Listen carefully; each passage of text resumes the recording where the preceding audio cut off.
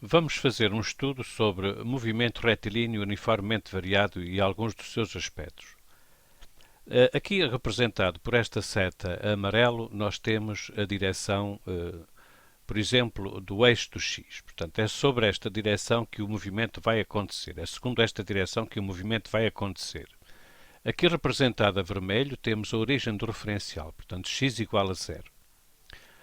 Temos um carrinho que, segundo a vertical, tem aceleração nula. Porquê? Porque está unicamente sujeito ao seu peso e à reação do plano. Como sabemos, estas duas forças equilibram-se e, portanto, a resultante é nula. E sendo nula, a aceleração será nula e, portanto, não há aceleração do movimento do carrinho, aliás, segundo a direção perpendicular à direção x. Para além destas características, temos também aqui este vetor que representa a velocidade inicial com que o carrinho abandona a posição x igual a zero, portanto ele é impulsionado, chega aqui já com esta velocidade, se quiser. E no sentido positivo da trajetória temos o vetor aceleração. Portanto, sentido negativo da trajetória, o vetor velocidade, portanto o carrinho iniciará o movimento deslocando-se no sentido negativo da trajetória, mas será permanentemente atuado por uma força que lhe comunica esta aceleração. Força essa que, por hipótese, nós vamos considerar constante, mas que estará sempre presente durante a experiência. Aqui temos o eixo das posições, ou o eixo das velocidades, ou o eixo das acelerações, se quiser, são os três eixos coincidentes, e vai surgir aqui ao longo do tempo o traçado das componentes escalares, quer da posição, quer da velocidade, quer da aceleração. Vamos iniciar um movimento e depois voltaremos a fazer comentários.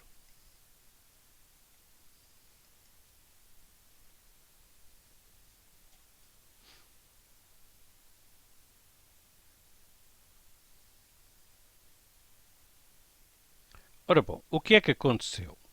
Vamos começar aqui por esta linha representada a vermelho. Nós temos aqui a aceleração, o vetor aceleração, e aqui temos a componente escalar da aceleração.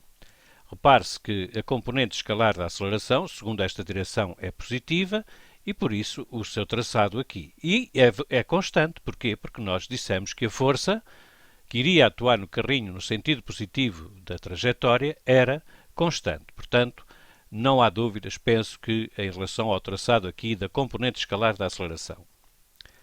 E o que se passou relativamente ao traçado da componente escalar da velocidade? Repare-se que o carrinho inicialmente desloca-se no sentido negativo da trajetória, por isso é que temos aqui os valores da componente escalar da velocidade como sendo negativos até este instante. Este instante corresponde no eixo velocidade em função do tempo ao momento em que o carrinho vai inverter o sentido do movimento. Invertido o sentido do movimento, a componente escalar da velocidade passa a ter valores positivos. Porquê? Porque o movimento passa a acontecer no sentido positivo da trajetória. Temos também a componente escalar da posição do carrinho em função do tempo. Repare-se que o movimento é uniformemente retardado até este instante aqui.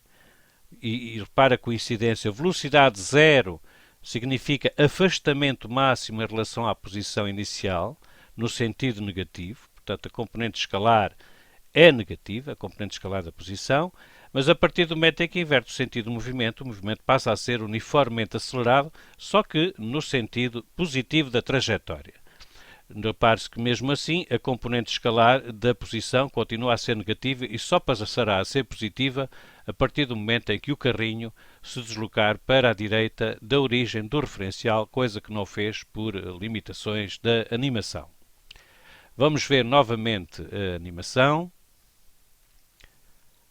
Cá está, a velocidade a apontar no sentido negativo da trajetória, a aceleração, que é devida a uma força constante que aponta no sentido positivo da trajetória.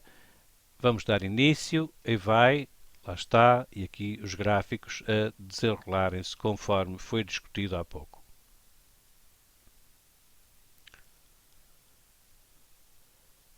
Em relação a este exercício, vamos unicamente fazer uma alteração, isto é, vamos passar a origem para um outro ponto, vamos fazer a experiência e aquilo que eu lhe pedia é que previsse que alterações vão acontecer aqui nas componentes escalares, quer da velocidade, quer da aceleração, quer da posição.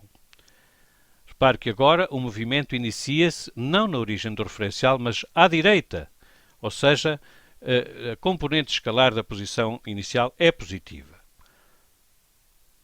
Se não consegue visualizar isto rapidamente, pare o vídeo, o tempo que quiser e depois volte a inicial. Vamos fazer, contudo, nós a animação.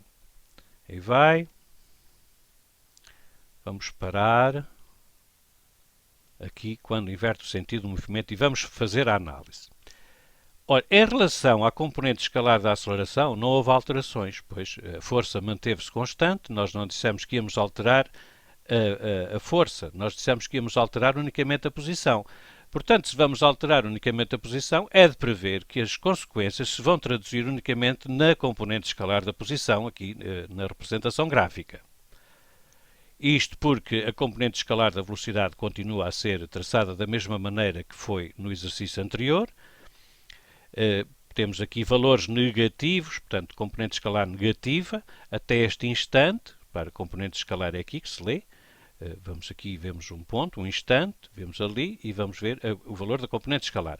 Aqui neste instante, é o instante em que o móvel está para inverter o sentido do movimento. E repare-se na coincidência entre este valor aqui da velocidade, que é zero, no momento em que está a inverter o sentido de movimento, e aqui a componente escalar da posição. Repare que atinge o máximo no sentido negativo.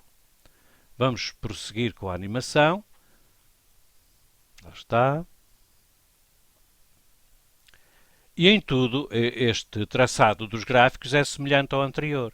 Tinha que ser, repare, o movimento em si é o mesmo.